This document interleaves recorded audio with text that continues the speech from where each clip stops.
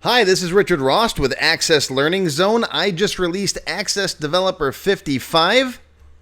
In this course, we build a complete dark mode system for your Microsoft Access database so you can control the look and feel of every form and give your apps a much more modern, professional appearance. We start by building a table to store color settings for forms, sections, and controls.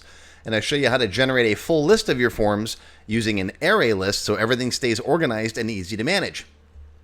Then we build the engine that reads all of those properties and saves them, looping through every control and every section so you can capture your entire form layout with just a couple clicks.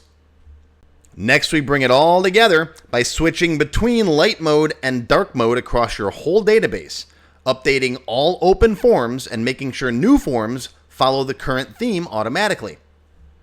And finally, we tackle that bright access workspace in the background to make it match your dark mode setup, plus a couple nice finishing touches like event handler shortcuts and restoring button gradients.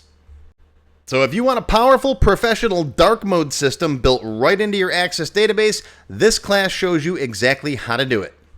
For more information, visit my website or drop a comment down below if you've got any questions. Live long and prosper, my friends. I'll see you in class.